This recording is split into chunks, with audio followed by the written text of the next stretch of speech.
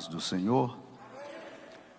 Dizer aos irmãos da minha felicidade e alegria de poder estar nessa tarde, neste lugar, e ouvir uma palavra tão abençoadora como acabamos de ouvir, na instrumentalidade do pastor Gedaías.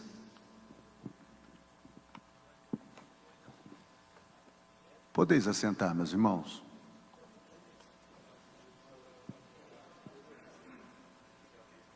Eu quero agradecer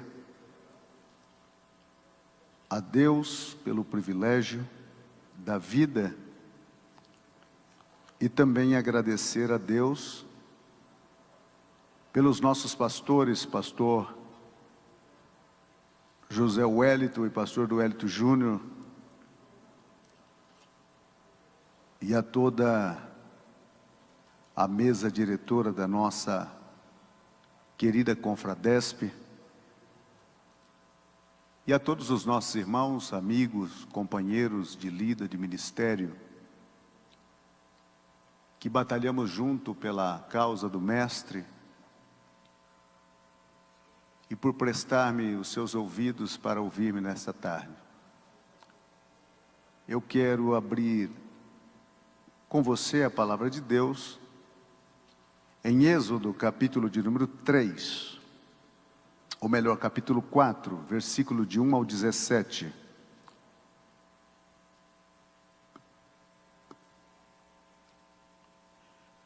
Diz-nos a palavra: respondeu Moisés: mas eis que não crerão, nem acudirão à minha voz, pois dirão: o Senhor não te apareceu. Perguntou-lhe o Senhor: que é isto que tens nas mãos? Respondeu-lhe: um bordão. Então disse: lança-o na terra. E ele o lançou na terra. E o bordão virou uma serpente, e Moisés fugia dela. Disse o Senhor a Moisés: estende a mão e pega-lhe pela cauda. Estendeu ele a mão e pegou-lhe pela cauda, e ela se tornou um bordão. Para que creiam que te apareceu o Senhor Deus de seus pais, o Deus de Abraão, o Deus de Isaque e o Deus de Jacó. Disse-lhe mais o Senhor: mete agora a mão no peito. E ele o fez. E tirando-a, eis que a mão estava leprosa, branca como a neve. Disse ainda o Senhor: toma a meter a mão no peito. E ele a meteu no peito novamente. E quando a tirou, eis que se havia tornado como o restante de sua carne. Se eles não te crerão, nem atenderem à evidência do primeiro sinal, talvez crerão na evidência do segundo. Se nem ainda crerem mediante esses dois sinais, nem te ouvirem a voz, tomará das águas do rio e as derramará na terra seca. E as águas do rio,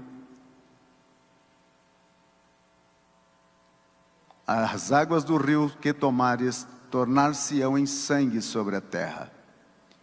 Então disse Moisés ao Senhor: ah, Senhor, eu nunca fui eloquente, nem outrora, nem depois que falaste ao teu servo, pois sou pesado de boca e pesado de língua. Respondeu-lhe o Senhor: quem fez a boca do homem? Ou quem faz o mudo ou o surdo, ou o que vê ou o cego? Não sou eu o Senhor? Vai, pois, agora, e eu serei com a tua boca e te ensinarei o que has de falar. Ele, porém, respondeu: ah, Senhor, envia aquele que has de enviar, menos a mim. Então se acendeu a ira do Senhor contra Moisés, e disse: não é Arão o levita teu irmão? Eu sei que ele fala fluentemente. Eis que ele sai ao teu encontro, e vendo-te se alegrará em seu coração. Tu, pois, lhes falarás, e lhe porá na boca as palavras. Eu serei com a tua boca e com a dele, e vos ensinarei o que deves fazer. Ele falará por ti e ao povo. Ele te será por boca e tu lhe será por Deus. Toma, pois, este bordão na mão, com a qual hás de fazer os sinais. Meus queridos irmãos, o meu assunto desta tarde com todos nós é sobre nossas debilidades para atender o chamado de Deus. Moisés, ele é apontado por muitos como um grande legislador do povo hebreu, um gênio militar, um grande líder, sem dúvida um dos maiores da história mundial, porém revelou suas debilidades e hesitação. Ao olhar para Moisés, que está no pátio interior do deserto há 40 anos, por haver fugido, pensando ele que poderia libertar o povo de Israel através de sua habilidade e sua força. Aquele homem que, de uma forma milagrosa e proposital, chegou ao palácio de Faraó, salvo das águas do Nilo e adotado como filho da princesa. Este menino que cresce e se desenvolve, este menino que tem a melhor instrução e que se torna um gênio militar. Alguns o apontam como um grande comandante do exército de Faraó, homem experimentado em batalhas e em conquistas e em vitórias. Porém, o tempo da consciência, ao ter chegado, revelou que ele fazia parte do povo que estava escravizado no Egito. E ele então tenta, na sua força e inteligência, libertar o povo daquela escravidão. E no seu intento ele fracassa. E ao fracassar, por haver matado um egípcio, ele tem que fugir, sem destino e sem rumo. O príncipe que virou fugitivo e foi acolhido em Midian por Jetro e passou a viver com aquela família. E agora aquele homem com muitas possibilidades de outrora, reduz toda a sua capacidade e talentos para um ofício simples de cuidar de ovelhas. E não foi por um dia ou dois, foi por anos, 40 anos, em uma vida de solidão, de renúncia, de decepção, porque eu creio que por muitas vezes ele pensava sobre o que havia perdido. 40 anos se passou. E que tudo aquilo que ele havia sonhado e até desenhado em seu coração para realizar, havia perdido o sentido. E no momento em que ele pensava já não mais fazer parte para um plano de libertação, Deus visita aquele deserto. Ele está cuidando do rebanho próximo do Monte Horebe. E de repente, uma sarça incendeia-se.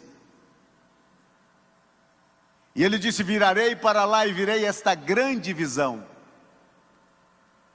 Era os céus quebrando o silêncio do deserto. Era os céus quebrando o silêncio da solidão do coração de Moisés. Era os céus dizendo: apenas coloquei uma vírgula naquilo que tenho como propósito para ti, e estou vindo agora a começar a uma continuidade de um plano que na eternidade nasceu no meu coração e se executa a partir de agora.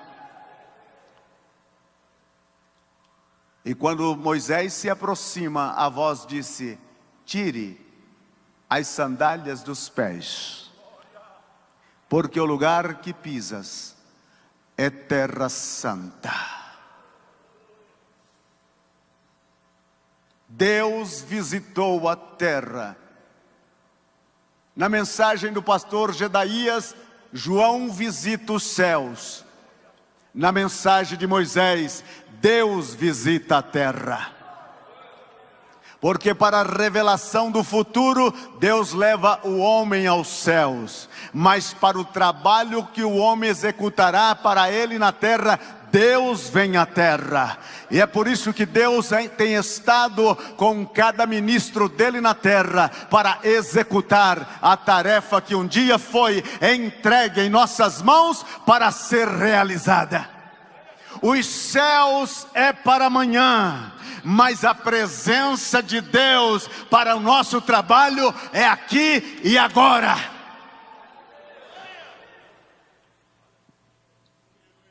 E Deus então lhe comissiona. Deus chama. E há dois chamados de Deus: o chamado geral ou universal a todo crente para pregar o evangelho. Ninguém precisa ser chamado para pregar o evangelho se ele é crente, porque chamado já foi. Agora existe o chamado singular, especial. É aquele chamado em que Deus se manifesta a um candidato, lhe fazendo a propositura e lhe dizendo que está lhe comissionando para algo especial e específico. E este não é para todos, são para alguns. E eu me sinto feliz nesta tarde, porque estou entre vós, que um dia foram chamados de uma forma especial para realizar uma tarefa especial e única para o reino do nosso Deus. Agora, quando Deus chama, o chamado é de Deus. A responsabilidade do desenvolvimento do chamado é do candidato. Então eu preciso ter um entendimento do chamado. Na página de número 55, onde está aí os nossos rabiscos, o primeiro entendimento que eu preciso ter sobre as coordenadas que revelam o nosso chamado é o propósito. Eu preciso conhecer o propósito do chamado que Deus está me fazendo. No propósito eu vou entender para que Deus me chamou. Para que Deus me chamou? Descobrir isto faz de mim um ministro mais feliz. E os chamados de Deus não são igualitários. A fonte é uma só. Porém as fórmulas são diversificadas. São diferentes. A um Deus chama de uma forma impactante, extraordinária, revolucionária. A outros Deus fala num silêncio. Alguém vem através de uma palavra revelada, a outros através de uma palavra profética. Alguém vem através de um sonho, e a outros chegam através de circunstâncias que conleva para a certificação de um chamado proposital. Todos eles têm a sua validade, porque veio de uma fonte só, que é Deus. Ninguém foi chamado à semelhança de Paulo, ou à semelhança de Moisés. Porém foram chamados pelo mesmo Deus de Moisés e pelo mesmo Deus de Paulo. Você tem a origem do seu chamado nesta mesma fonte. Descobrir este propósito, para que Deus me chamou. A segunda coordenada que eu preciso entender sobre o meu chamado é a especificação. O que Deus deseja que eu faça? No propósito, eu preciso descobrir qual é a habilidade ou o talento que eu tenho na execução do chamado, e fortalecer esta habilidade, fortalecer esse talento. Se tu és como eu, que tem apenas uma machadinha, esta machadinha tem que estar sempre, mas sempre amolada, com um fio de navalha, como se pudesse circuncidar um mosquito, mas essa machadinha tem que estar amolada. Tem que estar amolada. Outros têm uma equipe muito grande de armas, como o Sylvester Stallone em seus filmes de aventuras. Eu só tenho uma machadinha, e é com esta machadinha. Moisés tinha apenas o cajado, e foi com o cajado. Especificação: o que Deus deseja que eu faça. Isso é situar-se dentro do chamado. A minha tarefa, aquilo que eu vou fazer. Fazer aquilo pelo qual eu fui chamado para fazer. Se Deus te chamou para cantar, cante. Se Deus te chamou para pregar, pregue. Situar-se dentro do chamado. Terceiro, a direção. Onde Deus quer que eu desempenhe o meu chamado? Onde é? O lugar.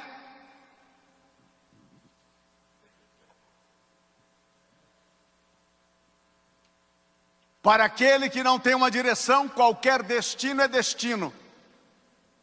Não existe chamado beija-flor. Existe chamado de constância e de continuidade. A direção é de Deus. E Ele te dá a direção para realizar.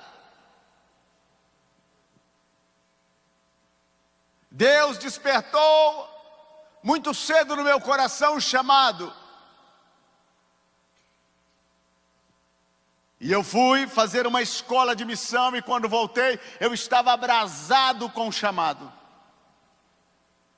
E eu pensava que as coisas iriam acontecer imediatamente. E começou a passar os meses. Eu conheci a que é minha esposa há 36 anos. Casamos e eu estava feliz trabalhando na empresa Vargas, ali em Limeira. E um dia eu fui a Cosmópolis, em um congresso de jovens. Eu estava agora com 1 ano de casado, 1 ano e alguns meses. E naquele congresso, Deus falou comigo novamente. E eu disse: Deus, eu agora já não sou o aparecido só. Eu tenho uma esposa e tenho uma filhinha recém-nascida de 15 dias, e a minha esposa estava na casa da minha sogra com uma cesárea, se recuperando. Mas se tu realmente está falando, o Senhor vai me levar àquele lugar. E quando eu estava orando nesta situação, eu senti que o meu coração queria sair pela boca. Escutei uma voz lá no altar, era o pastor Cezino Bernardino que gritava: pega este jovem para mim. E vieram 2 diáconos, um pegou pelo um braço, outro pelo outro, e me levaram lá em cima. Eu não conhecia pastor Cezino, não conhecia César Furtado, eu não conhecia esta gente.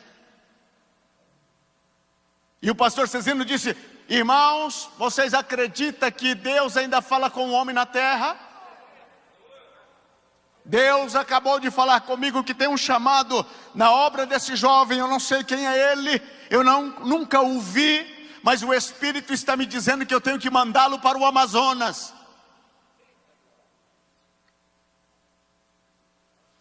E quando ele terminou de falar isso, eu disse: bom Senhor, eu estou nas suas mãos, eu tenho uma esposa e uma filha, o Senhor sabe o que deve ser feito.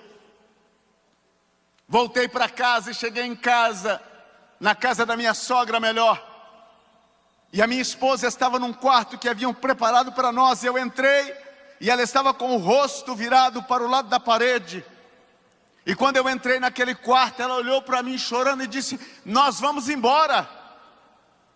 Eu disse: como assim? Ela disse: não, eu estava aqui, entrou um homem de branco, me pegou pela mão, me levou para um lugar onde tem muitas árvores, muitos rios, casas cobertas de palha, feita de paxiúba, e ele disse que tem pressa, e é que pra gente ir.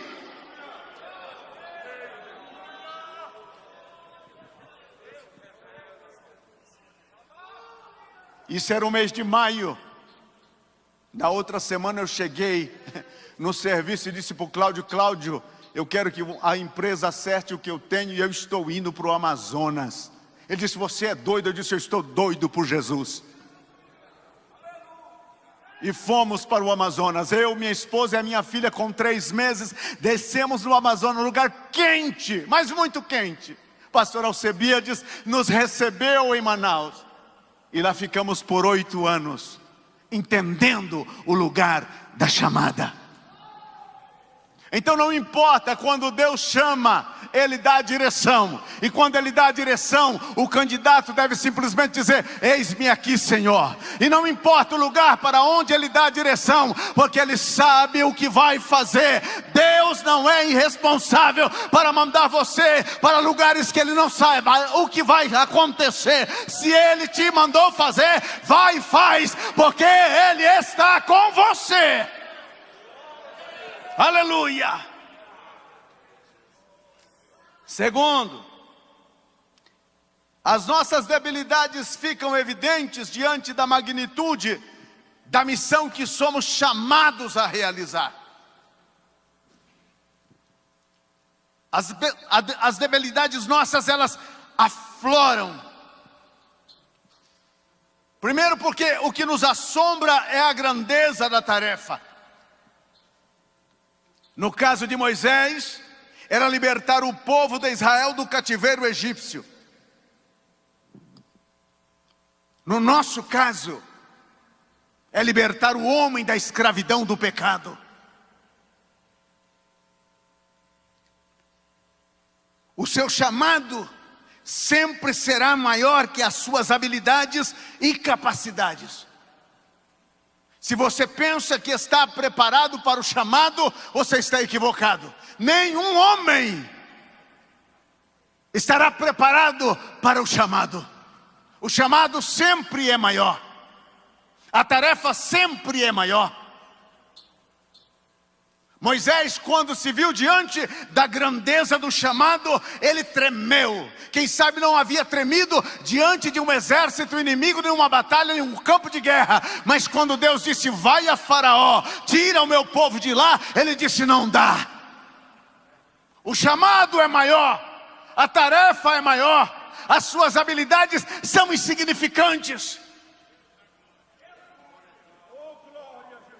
A sua intelectualidade não consegue impressionar no campo da chamada. A sua oratória é frágil, não tem como convencer no lugar que você foi chamado. É por isso que Paulo disse: a nossa pregação não é de palavras persuasivas humanas, mas em demonstração de poder. Porque se você pode, você vai sozinho, mas quando você não pode, Deus disse: eu vou com você. Aleluia. O perigo que o chamado representa para Moisés, enfrentar Faraó, era uma questão de vida ou morte. Moisés conhecia o Egito, Moisés conhecia o Faraó. O que Moisés não conhecia era Deus. Ele não sabia, não tinha intimidade com Deus, não o conhecia. A experiência dele é ouvir falar. Abraão falou, Isaac falou, Jacó falou. Eu não o conhecia, mas a Faraó ele conhecia. Mas Deus está dizendo a ele que a partir daquele momento as coisas seriam completamente diferentes. Porque ele teria o conhecimento de Deus, o experimentaria, se relacionaria com Deus.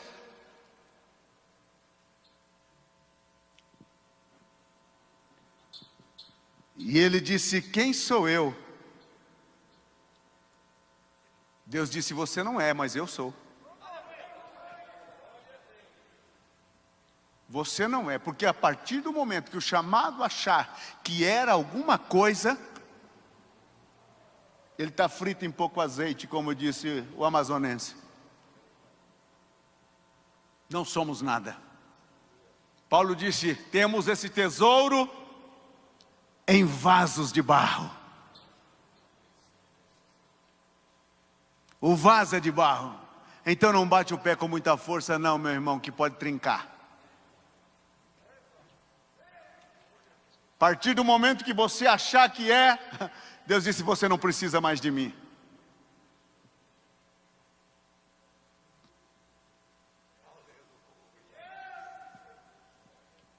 Quando recebemos o chamado, nós fazemos uma análise das nossas forças, sem contar com o poder de Deus. Analisamos. E atender o chamado de Deus é pisar no invisível, é crer no impossível e experimentar o inacreditável.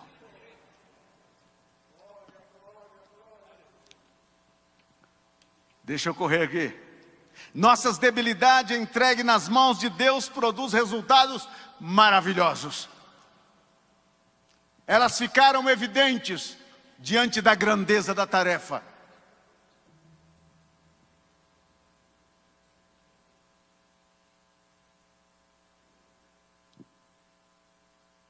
Mas a gente precisa entender que o sucesso da nossa tarefa depende apenas 10% de nós e 90% dele. É dele, e ele sempre fica com o trabalho pesado, com a parte mais difícil. Tocar no mar o cajado de Moisés, e Moisés poderia fazer. Agora, abrir o mar, era somente Deus quem poderia fazer. A tarefa difícil é com ele. E quando a gente entender que o poder de Deus opera através e com o chamado, as coisas ficam mais fáceis. tenho forças para abrir a porta. Mas aquele que chama disse: eu tenho a chave. Eu não tenho condições de abrir o mar. E é por isso que eu clamo. Mas Deus está dizendo: eu é quem fiz o mar, e sei por onde as suas correntes correm, e eu abro o mar. Eu não sei como fazer. E quando você diz que não sabe e não pode, é o convite perfeito para que Deus disse: deixa eu entrar em ação. Muitas vezes o chamado atrapalha a presença de Deus na operação da tarefa. Quantas igrejas em que os pastores atrapalham a presença de Deus no culto? Quantos pastores que dizem que se eu não estiver aqui e não pregar, as coisas não funcionam. Se eu não orar, que não funciona. Isso daqui foi feito porque eu tenho a habilidade, eu tenho o entendimento, eu sei fazer, eu posso fazer. Mas a presença dele não veio mais. O enfermo volta enfermo, o cadeirante volta cadeirante, o endemoniado volta encapetado, porque não há mais presença, porque eu posso fazer o físico, mas Deus disse o espiritual, só quem faz sou eu. Não sejamos obstáculo para Deus no chamado. Nos apresentamos como instrumento e não como insumidades. Sejamos apenas a botija e dizemos para Ele: enche de azeite, enche da presença, enche, enche. Bom, se eu vou voltar para falar com o faraó, eu tenho que ir armado. Deus disse: você vai armado, leva o cajado. Senhor é faraó, leva o cajado. Senhor é faraó, o senhor deve estar de brincadeira. É o homem mais poderoso de todas as nações que existe até então. Eu conheço como é o negócio lá. Deus disse: leva o cajado. Porque se você levar outra arma e vencer, você vai dizer: é porque é a minha arma. Saul quis fazer essa jogadinha com Davi. Disse: veste a minha armadura, pega a minha espada. Ele disse: não dá, eu não sei nem andar com esse negócio. Porque tentar lutar com roupa de desviado é a pior coisa que existe. A arma de desviado não serve para essa batalha. Ele vai para o ribeiro, pega a pedrinha, pedra, e leva a funda, que é um estilingue, e parte para o campo de batalha. Quando o gigantote viu Davi, ele disse: você deve estar de brincadeira, você veio me tacar pedra assim como um menino taca pedra em cachorro? Vem. Davi disse: você vem contra mim com lanças, espada, escudo, eu vou contra ti, em nome do Senhor. Quando o chamado entende que a tarefa é feita no nome do Senhor, com o Senhor e pelo Senhor, a vitória é certa. Ele rodou aquela funda com uma pedra e soltou a pedra. Meu irmão, aquela pedra, assoprada pelo Espírito Santo, virou um míssil. O gigante nem sabe de onde veio. Caiu de boca em terra. A tendência é, quando você recebe uma pancada na parte frontal, é cair de costas. Ele caiu de boca em terra para provar para Davi que o poder é dele. O poder é dele. A debilidade entregue nas mãos de Deus produz resultados maravilhosos. Porque com Deus tudo é possível. Se você quer viver o extraordinário de Deus na sua vida ministerial de chamado, entregue na mão de Deus. Entregue tudo. Tudo na mão de Deus. Na Colômbia nós estávamos para começar o Centro Familiar Cristiano das Assembleias de Deus em Ibagué. Alugamos um salão de 1.400 metros, Compramos 500 cadeiras plásticas lá em San Antônio, na Venezuela. Compramos os equipamentos para começar a igreja. Precisávamos de apenas um programa no rádio para anunciar a inauguração. Há na cidade de Ibagué 8 emissoras na nossa época, isso no ano de 97. E eu saí de emissora a emissora, tentando contratar um horário no rádio para anunciar que iríamos começar. Fui na Voz do Combema, na Tolima FM, na RCN, e todas elas que eu passava só encontrava um não, não e não. E depois de ter andado 2 dias procurando uma emissora que nos conseguisse 1 hora de rádio, eu vinha voltando para casa, eu e o pastor Alberto Buitrago, e passamos em frente de Caracol Rádios. A Caracol na Colômbia é como o sistema Globo no Brasil. E quando nós íamos passando em frente, eu disse, pastor Alberto, vamos entrar aqui na Caracol. Ele disse, hermano Aparecido, nós já passamos tudo. E todos disseram que não dá. Eu disse, vamos entrar aqui. Um não a mais e um não a menos. Se existe uma coisa que missionário nunca levou em consideração, foi receber um não. Não existe no vocabulário do missionário. Eu estava disposto a voltar no outro dia e passar em todas as emissoras novamente. Se eu não ganhasse por las buenas, como diz o colombiano, por la mala ganaria. Ia ganhar.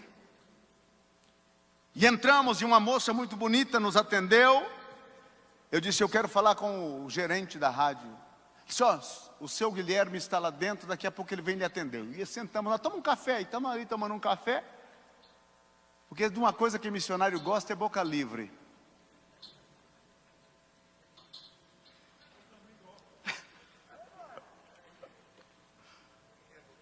Estamos ali, chegou o seu Guilherme. E aí ele chegou e olhou para mim e disse, pois não, no que eu posso te ajudar? Na Colômbia eu não podia falar o meu nome, eu só falava o meu sobrenome. Porque Aparecido é defunto. Fantasma. É o significado do meu nome. Então todos na Colômbia me conhecem por Pastor Souza. Aparecido não. Aparecido fecha a porta, tranca a rua, é um problema sério.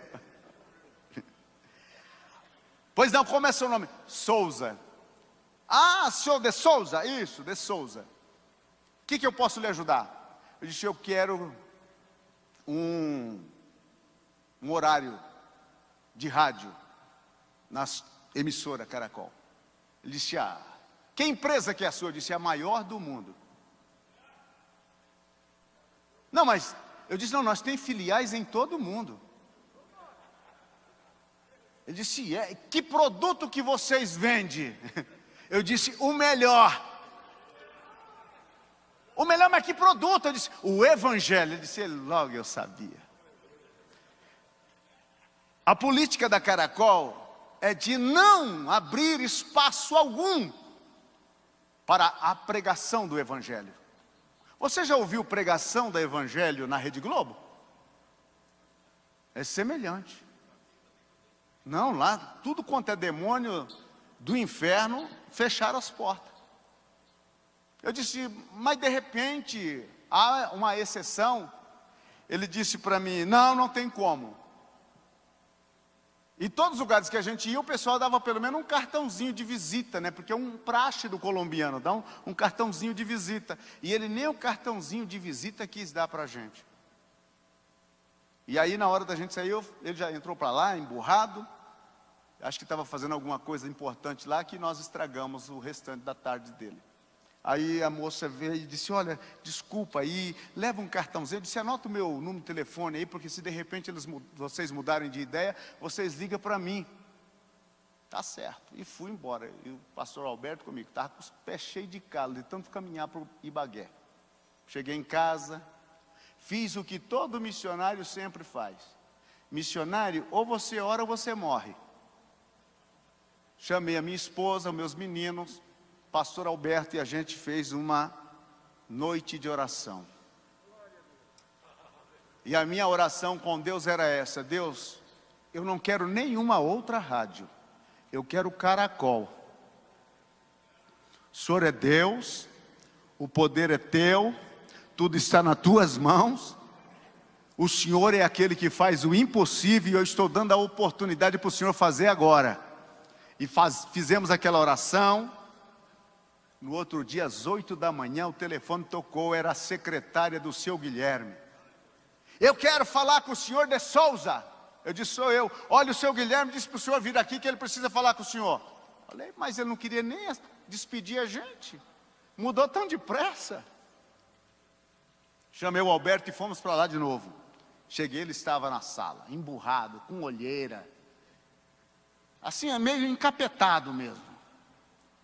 Olhou para mim com aquela cara e disse, o que você fez comigo? Que bruxaria é essa?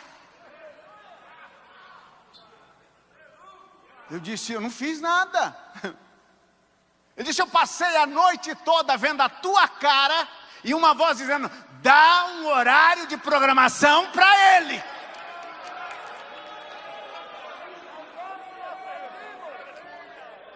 Eu disse, não fui eu que fiz, não. Foi o meu dono que fez. Aquele que me chamou e disse, tá bom, eu vou fazer.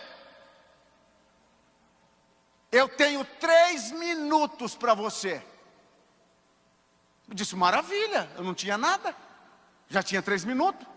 Ele disse, vai ser dentro do programa Despertador com Sabor. Você vai fazer 3 minutos. Não sei o que você vai falar, não sei o que você vai dizer. 3 minutos para você. Eu disse, tá bom.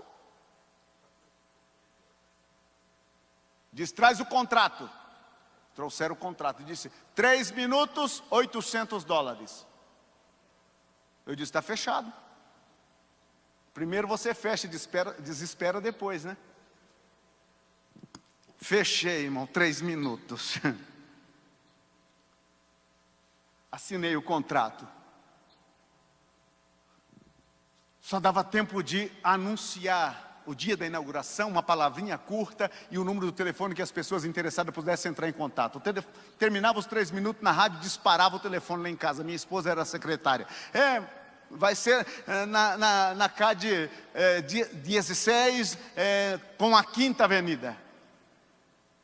Marcava o dia e fomos para lá. Dia da inauguração, 339 pessoas. Primeiro culto, o pastor Satírio pregou. 39 pessoas aceitou Jesus como Salvador. Depois de findar o contrato de 30 dias, eu voltei, sentei com o seu Guilherme, ele disse, irmão, você não quer continuar? Eu disse, olha, não vai dar para continuar. Primeiro, porque é pouco tempo. Segundo, porque é muito caro. Ele disse, não, a gente tem recebido aqui um monte de telefonema dizendo que por que a gente não teve essa ideia antes? Não, eu faço algum negócio com você, eu te dou 45 minutos. Eu disse, não, 45 minutos tá bom, mas o preço não dá. Ele disse, não, por 800 pesos, 800 reais. E ainda te faço mais, eu transmito ao vivo o seu culto da manhã pelo rádio.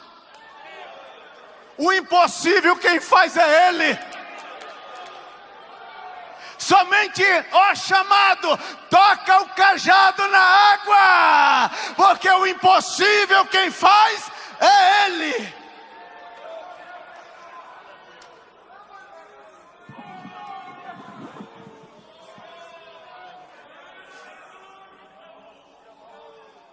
E o nome dele é glorificado. Eu vou terminar, vou fazer que nem o Jedi diz. Ele falou que ia terminar, ele ficou mais 10 minutos. Vou terminar. E vou ficar mais 10.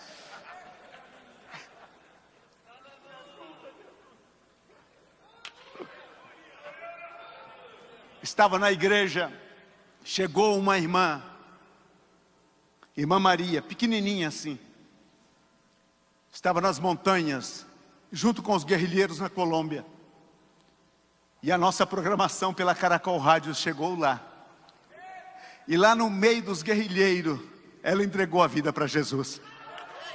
Ela, o esposo e os 3 filhos, e chegaram na porta da igreja e disseram: pastor, eu ouço o senhor já faz mais de 50 dias e eu entreguei a minha vida para Jesus.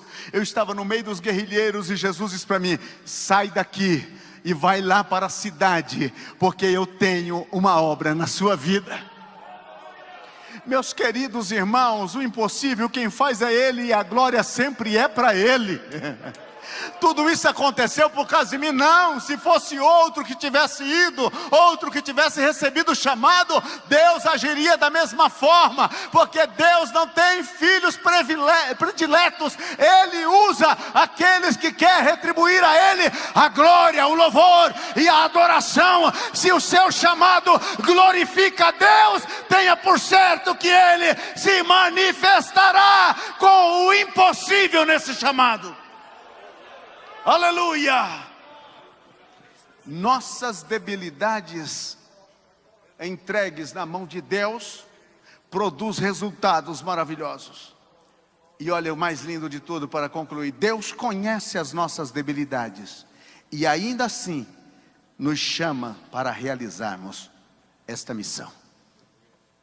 Você acha que Deus não conhecia a gente quando nos chamou? Eu sempre digo para minha esposa que eu sou um erro dos céus. Foi um erro de papeleio lá nos céus. Pegaram o meu nome equivocado, porque eu tinha tudo para não estar aqui. E muito menos utilizar este microfone. Se você me conhecesse há 37 anos, 38 anos atrás, e se naqueles dias eu dissesse para você que um dia estaria aqui com um microfone desse na mão e falando para uma plateia tão seleta como esta, você diria: que é que você anda bebendo? Nem eu acredito. Ele já me conhecia. Sabia que eu ia errar, que eu ia dar com a cabeça no muro, sabia que eu ia entrar por caminhos que eu não deveria entrar, que andaria com pessoas que eu não deveria andar. Sabia de tudo, sabia das minhas limitações, sabia da minha birra, da minha teimosia, sabia de tudo. Eu não fui uma surpresa para Deus. Deus é que tem sido uma boa surpresa para mim. Eu não peguei Deus em situações em que Ele desconhecia. Ele já sabia de tudo. Assim como Ele sabia tudo sobre Pedro, tudo sobre Paulo, tudo sobre João, Ele já sabia. Na eternidade já estava marcado. O seu chamado não começou no dia que você ouviu a voz de Deus, não. O seu chamado começou no coração de Deus na eternidade. Antes que o mundo existisse, Deus já havia olhado para a tua vida e considerado para o chamado.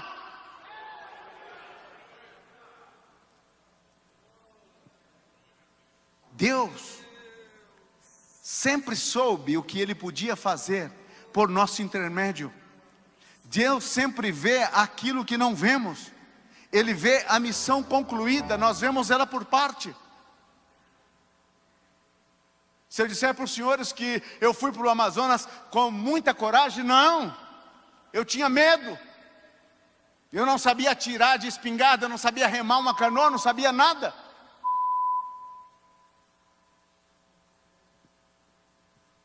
E fui. E Deus foi com a gente. Da mesma forma é com você. Deus sabe o que pode fazer de nós. Ele disse: vinde a mim e vos farei. Vinde a mim. Ir a Ele é responsabilidade nossa. Fazer de nós é responsabilidade dEle. Portanto, meu querido irmão, Deus conhece as nossas debilidades e ainda assim nos chama para realizar uma missão. Deus recompensa aqueles que aceitam o chamado e obedecem às orientações, apesar de todas as debilidades. Não estamos nisso por recompensa, não estamos nisso por prêmios, estamos por obediência. Mas aquele que nos chamou é fiel, e Ele é quem recompensará a cada um de nós por aquilo que fizermos, e que Deus nos abençoe.